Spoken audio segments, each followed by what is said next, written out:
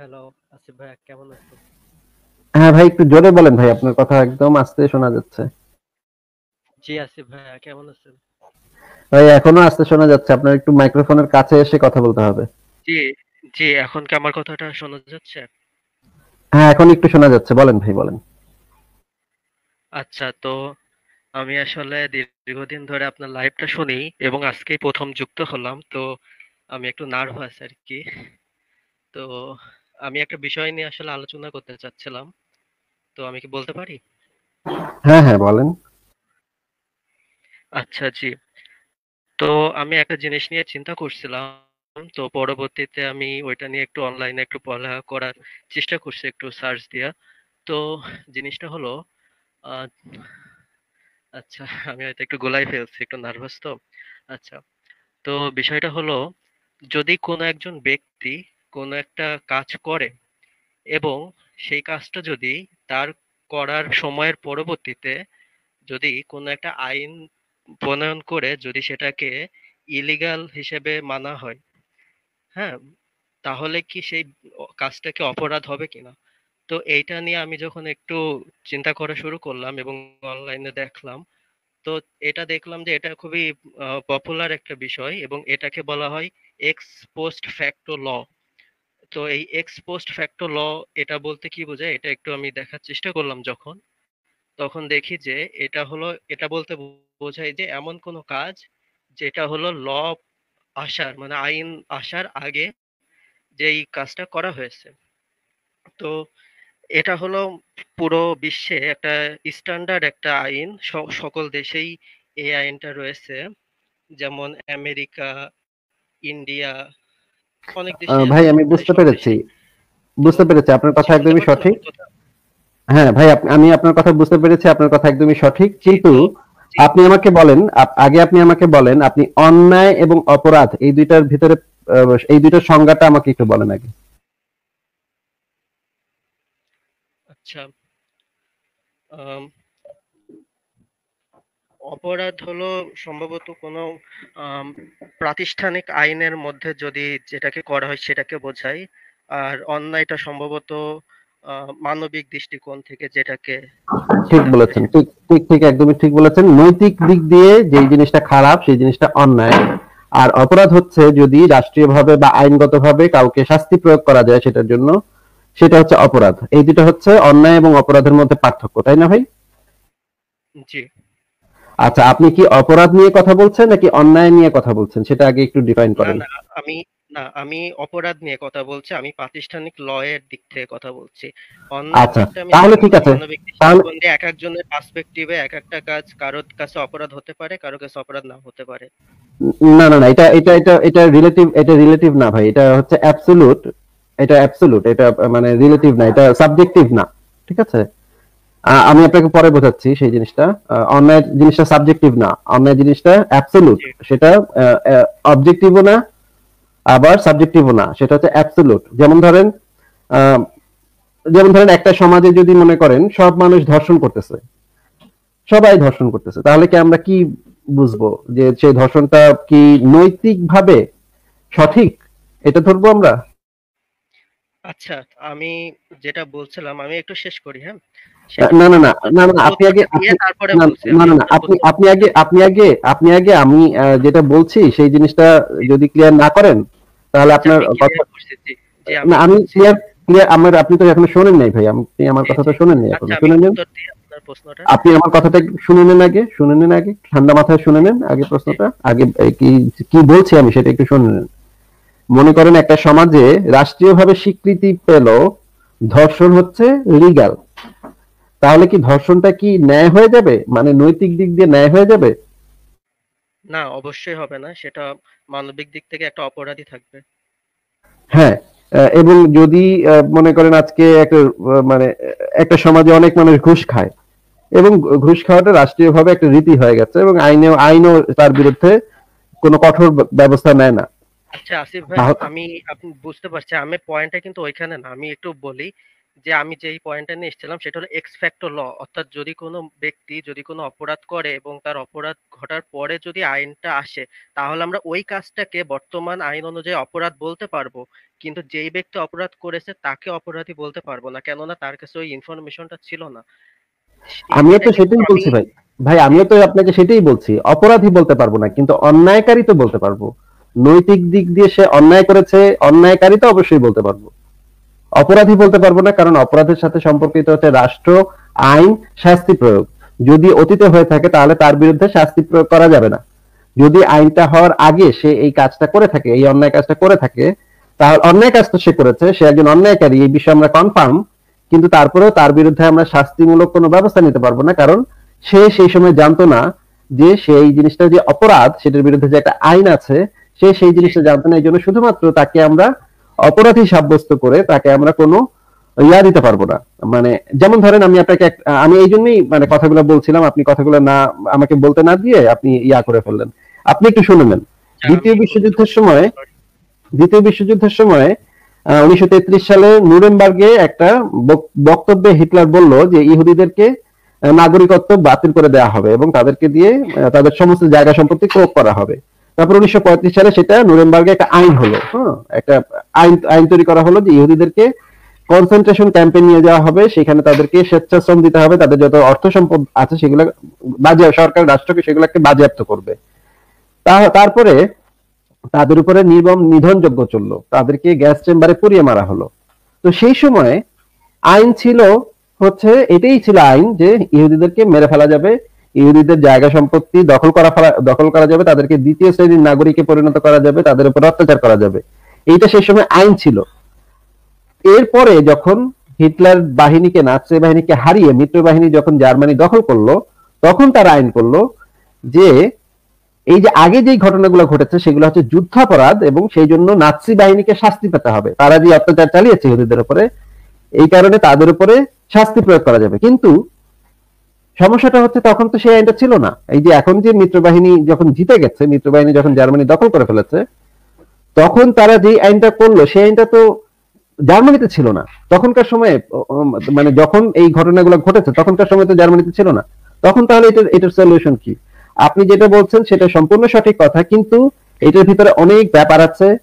যে আপনি যদি একটা জনগোষ্ঠীর উপরে আইন করে নির্মম নিধনযোগ্য চালান, এরপরে যদি একটা আইন হয় যে এই নির্মম নিধনযোগ্য গুলা অমানবিক ছিল, মানবতা বিরোধী ছিল, তখন সেই পূর্বের সময়ে যে ঘটনাগুলো ঘটেছে সেগুলোর বিচার আপনি করতে পারবেন। সেটা বাংলাদেশে এই ঘটনা ঘটেছে, বাংলাদেশে সেটা হচ্ছে 71-এর যুদ্ধাপরাধীদের বিচার করা হয়েছে। কিন্তু যুদ্ধাপরাধ যখন ঘটেছে তখন কিন্তু এই যুদ্ধাপরাধের বিরুদ্ধে কোনো আইন ছিল না। ঠিক আছে? আচ্ছা আসিফ ভাই, আমি কি এখন বলতে পারবো? হ্যাঁ, বলতে পারবেন, বলেন। আচ্ছা, তো আমি আপনার সঙ্গে অবশ্যই একমত। আম, যে পূর্বে যদি কোনো ঘটনা ঘটে এবং পরবর্তীতে যদি সেই জিনিসটাকে আইন হিসেবে করা হয়, তাহলে এই যে যুদ্ধাপরাধীদের কথা বললেন, এটা কিন্তু তাদেরকে শাস্তি হয়েছে, কারণ তারা ওই সময়ের আইন অনুযায়ী মানবাধিকার লঙ্ঘন করেছিল। এই কারণে অর্থাৎ তখনও কিন্তু এই যে গণহত্যা চালানোটা একটা অপরাধী ছিল। হ্যাঁ, অর্থাৎ তারা মানবাধিকার যে জাতিসংঘের যে একটা আইন সেটাকে ভঙ্গ করছিল। কিন্তু আমি বলতে চাচ্ছি যে যেই না লটা না, আছে জাতিসংঘের ইস্যু যদি তারা স্বাক্ষর না করে থাকে, তখন অনেকগুলা দেশে এই ধরনের গণহত্যা ঘটেছে যেখানে জাতিসংঘের সনদে তারা সাইনই করেনি, যেমন আর্মেনিয়ান গণহত্যা। হ্যাঁ জি, কিন্তু পুরো পৃথিবীতে যে মানুষের যে একটা মানবাধিকার আইন আছে সেটা তো সকলের ক্ষেত্রেই প্রযোজ্য। মানবাধিকার আইনে তো যদি স্বাক্ষরই না করে একটা রাষ্ট্র, তাহলে আপনি তাদেরকে, তারা যদি একসেপ্ট না করে, তাহলে তাহলে তাদেরকে আপনি কিভাবে বলবেন তারা আইন হ্যাঁ, লঙ্ঘন করেছে? না না, তারা হলো যেই লটা অ্যাপ্লাই করা হয়েছে সেই ল অনুযায়ী তারা আচ্ছা, আমি এখানে একটা উদাহরণ দিলে হয়তো বুঝতে পারবো। যে অনেক দেশ আছে যেই দেশে হলো যে সিগারেট খাওয়া সেটা কিন্তু ইলিগাল, আবার আমাদের দেশগুলোতে সিগারেট খাওয়া লিগাল। তো তাদের দেশে তাহলে যারা এই সিগারেট খাচ্ছে তারা কি অপরাধী? না, সিগারেট খাওয়াটা আমাদের দেশের মানে তাদের দেশের ল অনুযায়ী আমরা হয়তো ইলিগাল বলতে পারি, যেই আইনে এটা ইলিগাল। কিন্তু যারা ওই আইনে আছে যেই আইনটার মধ্যে ওই ওই কাজটা ইলিগাল না, অর্থাৎ সম্পূর্ণ লিগাল, তাদেরকে কিন্তু আমরা অপরাধী বলতে পারি না। এবং এইটা আমি একটু যখন পড়ি তো বিভিন্ন ইয়ে আছে অনলাইনে, রিসার্চ পেপার যেগুলো, সেখানে কিন্তু এটা স্পষ্ট লেখা আছে যে যদি কোনো ব্যক্তি আইন প্রণয়নের আগে কাজটা করে থাকে তখন কিন্তু ওই কাজটাকে অপরাধ বলা যাবে, কিন্তু ওই ব্যক্তিটা কিন্তু অপরাধী হবে না না। না না, কাজটাকে অন্যায় বলা যাবে, অপরাধ বলা যাবে না। আপনি বারবার মানে শব্দ দুইটা মিলিয়ে ফেলছেন ভাই। জি তখন সেই আমি কাজটাকে অন্যায় বলা যাবে, অপরাধ বলা যাবে না। অপরাধের সাথে সম্পর্ক হচ্ছে না, শাস্তির, আইনের, কাজ রাষ্ট্রের। আচ্ছা কাজটাকে বর্তমান সময় অনুযায়ী অন্যায় বলা যাবে, কিন্তু যে করেছে তার কাছে তো ইনফরমেশনটা ছিল না, তাই না? হ্যাঁ, সেই কারণেই তো তাকে অপরাধী বলা যাবে না, কিন্তু অন্যায়কারী তো বলা যাবে। হ্যাঁ, কিন্তু যেই কাজটা করেছে সেটা কিন্তু অপরাধী থাকলো, সেটা কিন্তু জাস্টিফাই হয় না। না না, সেটা অন্যায় থাকলো, সেটা অপরাধ হলো না তো। জি। ভাই একটু আপনাকে আমি এই কারণে শুরুতে অন্যায় এবং অপরাধ শব্দ দুইটার সংজ্ঞাটা জিজ্ঞাসা করেছিলাম, আপনি বারবার না এই শব্দ দুইটাকে মিলিয়ে ফেলছেন। এক যেই জায়গায় যে শব্দটা ব্যবহার করার কথা সেখানে ব্যবহার না করে উল্টা জায়গায় ব্যবহার করে ফেলছেন। এই কারণে দর্শকদের হয়তো বুঝতে তালগোল পাকিয়ে দেবে দর্শক। আচ্ছা, তো এখানে আরেকটা উদাহরণ যেটা আমি দেখছিলাম সেটা হলো, যদি কোনো একটা ব্যক্তি যদি 2018 সালে একটা মার্ডার করে এবং সেই মার্ডারের শাস্তি যদি ওই সময়ের আইন অনুযায়ী যদি 10 বছর থাকে, এবং যদি শাস্তি চলতে চলতে যদি 2020 সালে যদি আইনটা পরিবর্তন করে যদি শাস্তি যদি 20 বছর করে দেওয়া হয়, তাহলে কি ওই লোকের কি শাস্তিটা কি 20 বছর হবে নাকি 10 বছর হবে? তো এই আইনের এই লটা অনুযায়ী সে কিন্তু আগের আইন অনুযায়ী শাস্তিটা পাবে যেই সময়ের আইন অনুযায়ী সে কাজটা করেছিল। তো এইটাই আমি বলতে চাচ্ছিলাম যে এই ল অনুযায়ী পূর্বে যে আইনের যে সময়টাতে সে কাজটা করেছে, সে ওই আইন অনুযায়ী কিন্তু অপরাধী হয়। এটাই আমি জাস্ট বলতে চাচ্ছিলাম। হ্যাঁ, কিন্তু কিন্তু সে যদি ধরেন 20 বছরের সাজাপ্রাপ্ত আসামি হয়ে থাকে, পরে যদি দেখা যায় যে মানে শাস্তিটা কমে গেছে, 10 বছর করে দেওয়া হয়েছে, তখন কিন্তু সে অ্যাপ্লাই করতে পারে। কারণ ওই আইনটার যে আইনটা নতুন যে আইনটা হয়েছে, সেই আইনটা হওয়ার সময় যে তথ্য প্রমাণ দিয়ে শাস্তিটা কমানো হয়েছে, সেই একই তথ্য প্রমাণ ব্যবহার করে সে তার ক্ষেত্রেও সে শাস্তিটা কমিয়ে নিতে পারে। সে এই জিনিসটা আপিল করতে পারে রাষ্ট্র মানে আইনের কাছে, আদালতে, যে দেখো আইনি এই শাস্তিটাকে কমিয়ে 20 বছর থেকে 10 বছর করে দিয়েছে, কমিয়ে দিয়েছে। তো আমার ক্ষেত্রেও তো একই, আমার তো আর নতুন কোনো তথ্য প্রমাণ উপস্থাপন করতে হবে না। ওই আইনটা পরিবর্তনের সময়, শাস্তিটা কমানোর সময় যেই তথ্য প্রমাণগুলো ব্যবহার করে এই নতুন রুলটা জারি করা হয়েছে, সেই তথ্য প্রমাণগুলো ব্যবহার করে আমার ক্ষেত্রেও তুমি এই শাস্তিটা কমিয়ে দাও। তখন সেই শাস্তিটা তার পক্ষে, মানে সে যদি এই বিষয়টা আপিল করে মানে ইসের কাছে, আইনের কাছে, তখন সে এটা কমিয়ে নিতে পারবে তার শাস্তি। তার আর নতুন কোনো তথ্য প্রমাণও আসলে উপস্থাপন করতে হবে না, সে শুধু সেই রেফারেন্সটা দিতে হবে যে এই আইনটা আগে এরকম ছিল, নতুন আইনটা এরকম, নতুন আইনে এটার শাস্তিটা এতটুকু। এইটুকু দেখালেই সে আপিল করলে সেই শাস্তিটা কমে যাবে তার। আচ্ছা ঠিক আছে, এটা আমার জানা ছিল না যে শাস্তি কমবে কিনা, এটা আমার জানা ছিল না, আমি জানলাম এটা। আচ্ছা, তো আরেকটা জিনিস আমি যেটা বলতে চাচ্ছিলাম যে আহ, আচ্ছা যে বাল্য বিবাহের ক্ষেত্রে আমরা দেখি যে আমাদের সমাজে কিন্তু বেশ কয়েক বছর আগে, মানে 10-20 বছর আগেও কিন্তু এই জিনিসটা গ্রাম অঞ্চলে অনেক কমন একটা বিষয় ছিল। পরবর্তীতে সরকারি উদ্যোগে অনেক সচেতনতা বাড়ানোর মাধ্যমে এই জিনিসটাকে একটু রোধ করা গেছে আইন প্রণয়ন করে। তো দেখা গেল যে অনেকে দাদা বা তার দাদা তারা এখনো বেঁচে আছে, তারা কিন্তু বাল্যবিবাহ করেছেন। হ্যাঁ, কারণ তখনকার তাদের সময় জিনিসটা স্বাভাবিক ছিল সমাজে। বাল্যবিবাহ করেছে, তখন কি দাদাও বাল্য ছিল, নাকি দাদা ছিল 50 বছরের আর মেয়েটা ছিল 6 বছরের? আচ্ছা, আমি কিন্তু মুসলিম না, হ্যাঁ আমি কিন্তু একজন এক্স মুসলিম। না না, আপনি যেই হন, আপনি কি সেটা দিয়ে আসলে কিছু আচ্ছা যায় আমি আসে না। আমি বলছি, আপনাকে আচ্ছা আমি জিজ্ঞাসা যে করছি উত্তরটা যে দিচ্ছিলাম সেটা হচ্ছে, দাদা সাহেব যিনি, তিনি কি জি, 50 বছরের বুড়া ছিলেন এবং মেয়েটা 6-7 বছরের বালিকা ছিলেন নাকি? হ্যাঁ হতে পারে তিনি হয়তো, আমি উদাহরণের সাথে ধরলাম যে তিনি হয়তো বেশি বয়স্ক ছিলেন এবং হয়তো মেয়েটা হয়তো কম বয়স্ক ছিল। ভাই এই জিনিসটা প্রাচীন কালেও এই জিনিসটা অ্যাকসেপ্ট করা হতো না, এই জিনিসটাকে সামাজিক ভাবে একটা খারাপ বিষয় হিসেবেই গণ্য করা হতো। যে 50 বছরের বুড়া, এটা একদম মধ্যযুগ থেকে শুরু করে বহু কাল আগে থেকে এই জিনিসটাকে অত্যন্ত সামাজিক ভাবে একটা বাজে জিনিস হিসেবে উপস্থাপন করা হতো। এমনকি মুহাম্মদের সময় পর্যন্ত, যে 1400 বছর আগে আরব দেশের বর্বর আরব সমাজেও এটা খারাপ হিসেবে চিহ্নিত হতো। আচ্ছা, এইটার কি কোনো ইসলামিক রেফারেন্স আছে যে ওই সময় কেউ এটাকে খারাপ বলছে বা অবশ্যই মুহাম্মদ নিজেই বলেছে। কি বলেন ভাই, মুহাম্মদ নিজেই এই জিনিসটা মেনে নেয় নাই, এই জিনিসটাকে খারাপ বলেছে। আমি আপনাকে প্রমাণ দেখিয়ে দিচ্ছি। আচ্ছা, আমার এটা জানা ছিল না, আমি জানতাম যে ওই সময়ের যে সমাজে হয়তো এটা কমন ছিল বা স্বাভাবিক ছিল। না না না, কি বলেন ভাই, মানে আমি আপনাকে দেখিয়ে দিচ্ছি।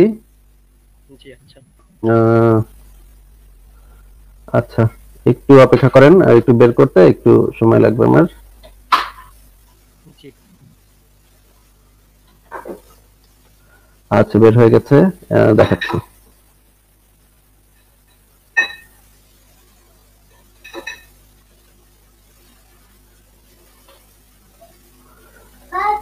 আমি এখন দেখাচ্ছি আপনাকে, দাঁড়ান এক সেকেন্ড।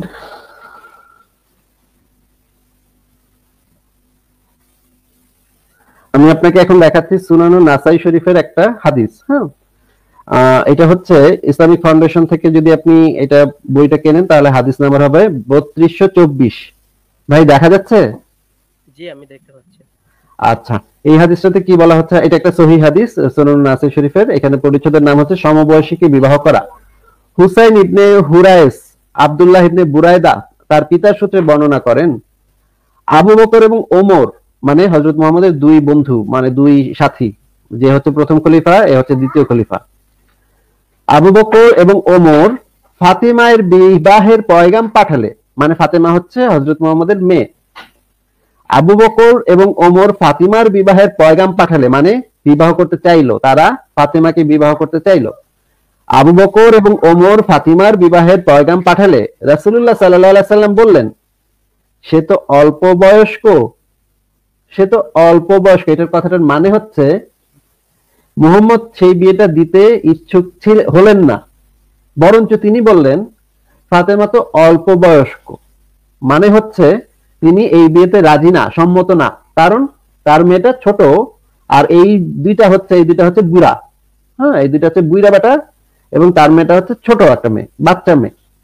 জি নিশ্চয়ই। এরপরে আলী প্রস্তাব পাঠালে, আলী ছিলেন ছোট, আলী মানে আলীকে মোহাম্মদই আসলে কোলে পিঠে করে বড় করছে, তার চাচাতো ভাই ছিল, আলী তার চাচাতো ভাইও ছিল। এরপর আলী প্রস্তাব করলে তিনি তার সাথে বিবাহ দিলেন। এটা তাহকিক করা হয়েছে, তাহকিক হচ্ছে সহি, মানে আল্লামা নাসিরুদ্দিন আলবানী এটাকে তাহকিক করেছেন, তাহকিকে সহি হয়েছে। তার মানে এটা একটা সহি হাদিস, একদমই সহি হাদিস। মুহাম্মদ নিজেও এই জিনিসটা জানতেন যে এত বুড়া বেটাগুলোর সাথে, এই যে আবু বকর এবং মুহাম্মদ ছিলেন সমবয়স্ক, বরঞ্চ মুহাম্মদ সম্ভবত তার থেকে 2 বছরের ছোট বা বড় ছিলেন। কিছু কিছু রেফারেন্সে পাওয়া যায় আবু বকর ছিলেন মুহাম্মদের থেকে 2 বছরের বড়, আবার কিছু কিছু রেফারেন্সে পাওয়া যায় মুহাম্মদ ছিলেন আবু বকরের থেকে 2 বছরের বড়। দুইটাই পাওয়া যায়, কিন্তু আবু বকর মোটামুটি বোঝা যায় যে আবু বকর এবং মুহাম্মদ ছিলেন সমবয়সী। তো মুহাম্মদ কিন্তু ঠিকই আবু বকরের মেয়ে আয়েশাকে 6 বছর বয়সে বিয়ে করেছেন, 9 বছর বয়সে সহবাস করেছেন। কিন্তু আবু বকর এবং ওমর যখন ফাতিমার বিবাহের পয়গাম পাঠালো, তখন রাসূলুল্লাহ সাল্লাল্লাহু আলাইহি ওয়াসাল্লাম বলল, সে তো অল্প বয়স্ক। এরপরে আলী প্রস্তাব পাঠালে তিনি তার সাথে বিবাহ দিলেন। হ্যাঁ ভাই, বলেন এবার। আচ্ছা আসিফ ভাই, আরেকটা প্রশ্ন, এখানে অল্প বয়স্ক যে বলছেন, এখানে কত বয়স এক্স্যাক্টলি কি সেটা জানা যায়? অল্প বয়স্ক মানে এখানে যেটা বোঝানো হয়েছে যে আবু বকরের এবং ওমরের সাথে ফাতিমার বয়সের অনেক ডিফারেন্স। সে হচ্ছে বাচ্চা মেয়ে, আর এরা হচ্ছে বুড়া। এই জিনিসটা আপনি যে কোনো মানে সরহে গ্রন্থ যদি বের করেন, বের করে এটার ব্যাখ্যাটা পড়ে নিতে পারেন। ভাই আমি আপনাকে যেটা দেখানোর দরকার সেটা দেখিয়ে দিয়েছি। জি ধন্যবাদ। ভাই আপনি আর কিছু বলবেন তাহলে? না, আমার ওই বিষয়ে আর এই বিষয়টাতে আর কিছু বলার নাই। তো এর আগে যেটা আমি বলছিলাম, তাহলে তার কনক্লুশনটা আমি একটু যেটা বুঝলাম সেটা বলি। সেটা হলো, তাহলে কি আমরা আম, আইন প্রণয়ন হওয়ার আগে যারা অপরাধ করছে তাদেরকে কি আমরা অপরাধী বলতে পারবো? অপরাধী বলতে পারবো না, তবে অন্যায়কারী বলতে পারবো। জি আচ্ছা।